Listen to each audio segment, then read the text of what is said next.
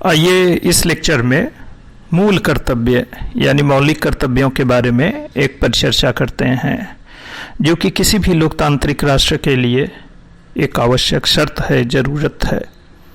तो लोकतांत्रिक व्यवस्था के अंतर्गत अधिकार अत्यधिक महत्वपूर्ण होते हैं, जबकि एक समाजवादी व्यवस्था के में कर्तव्यों पर बल दिया जाता है।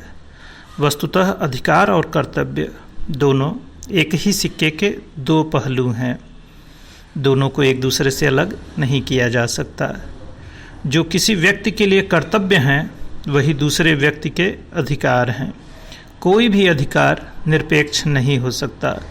भारत को लोकतांत्रिक समाजवाद के रूप में मान्यता दी गई है, अतः इसमें अधिकार के साथ कर्तव्यों का होना भी आवश्यक है।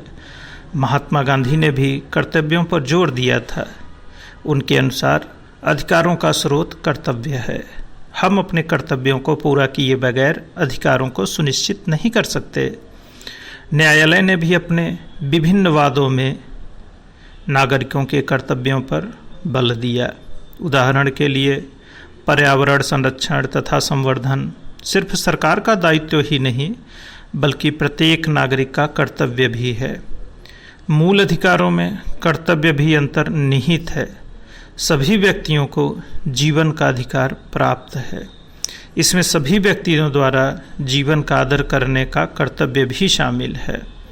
अगर देखा जाए तो मानवाधिकारों की जो सार्वभौमिक घोषणा की गई थी, उसके अनुच्छेद 29(1) के अनुसार प्रत्येक व्यक्ति का अपने समुदाय के प्रति कुछ कर्तव्य होते हैं, जिसके अनुपालन से ही व्यक्तिगत स्वतंत्रता तथा पूर्ण विकास संभव है। हमारे मूल संविधान में मौलिक कर्तव्यों का कोई उल्लेख नहीं था। मूल कर्तव्यों को सरदार स्वर्ण सिंह समिति की सिफारिश पर 42वें संविधान संशोधन 1976 द्वारा संविधान में एक नया भाग बनाकर भाग 4 क के अनुच्छेद 51 क के रूप में जोड़ा गया। मूलतः मौलिक कर्तव्यों की संख्या 10 थी, पर 86वें संविधान संशोधन 2002 द्वारा 11वां कर्तव्य भी जोड़ दिया गया। तो अनुच्छेद 51 क में जो मौलिक कर्तव्य हैं, आइए उनको एक बार फिर से दोहराते हैं।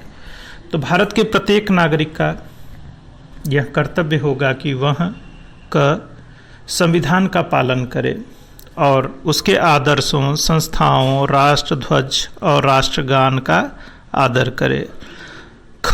स्वतंत्रता के लिए हमारे राष्ट्रीय आंदोलन को प्रेरित करने वाले उच्च आदर्शों को हृदय में संजोए रखे और उसका पालन करे।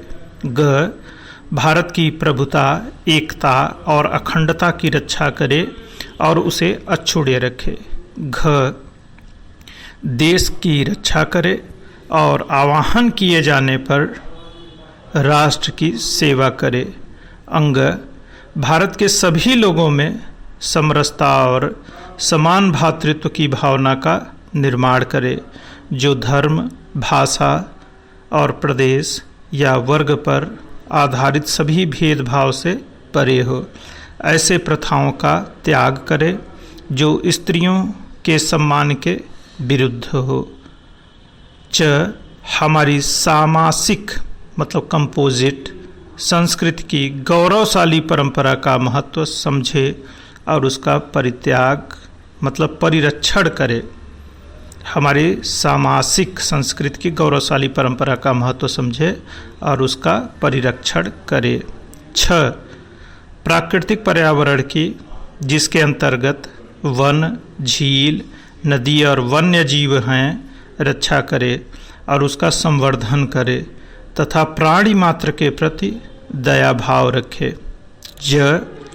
वैज्ञानिक दृष्टिकोण, मानववाद और ज्ञानार्जन तथा सुधार की भावना का विकास करे। सार्वजनिक संपत्ति को सुरक्षित रखे और हिंसा से दूर रहे।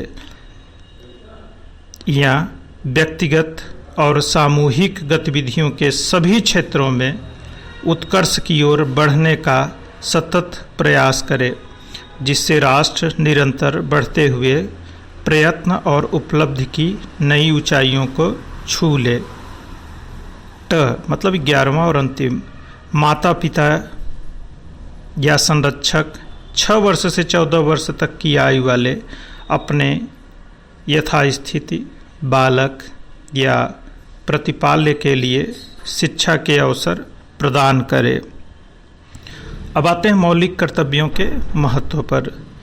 तो ये कर्तव्य कानून की संवैधानिकता का निर्धारण करने में न्यायालय की सहायता करते हैं। संविधान विशेषज्ञों के अनुसार मौलिक कर्तव्यों की गैर प्रवर्तनीयता इसके महत्व को कम नहीं करती। मौलिक कर्तव्य एक लोकतांत्रिक देश के महत्वपूर्ण पहलू हैं, क्योंकि यह लोगों को उनके अधिकारों का आनंद लेने की अनुमति देने के साथ साथ उन्हें राष्ट्र के प्रति अपने कर्तव्यों का पालन करने की याद दिलाते हैं। कर्तव्य के साथ जो मौलिक शब्द जुड़ा हुआ है वह इन कर्तव्यों को अत्यंत महत्वपूर्ण बनाता है और इस प्रकार यह आवश्यक है कि सभी उनका पालन करें। कई कर्तव्यों को एक अलग कानून बनाकर कानून द्वारा प्रवर्तनीय बनाया गया है। हालांकि यह अनुच्छेद 51 क के में प्रदान किए गए अन्य कर्तव्यों को के मूल्य को कम नहीं करता है। अब आते हैं मूल कर्तव्यों की बाध्यता के संबंध में, क्या कोई कानून है या कुछ और है कि नहीं। तो मूल कर्तव्यों के पीछे कोई अधिशासित या कानूनी बाध्यता नहीं रखी गई है। इसका पालन न करने या उल्लंघन करने पर दंड की संविधान में कोई व्यवस्था भी नहीं है और न ही मूल कर्तव्यों को न्यायालय द्वारा प्रवर्तनीय बनाया गया है। वस्तुतः इसका उद्देश्य नागरिकों को उनके कर्तव्यों के बारे में शिक्षित करना ही प्रतीत होता है। तो क्या इसका मतलब मूल कर्तव्य केवल दर्शन मात्र है?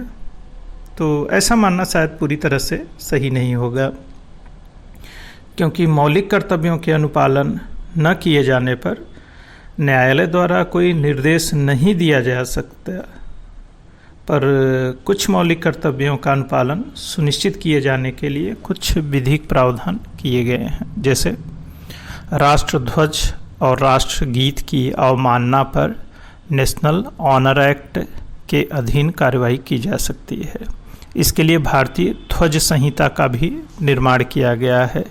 हिंसा में लिप्त होने और सार्वजनिक संपत्ति को नुकसान पहुंचाने पर किसी व्यक्ति को भारतीय दंड संहिता के अधीन दंडित किया जा सकता है।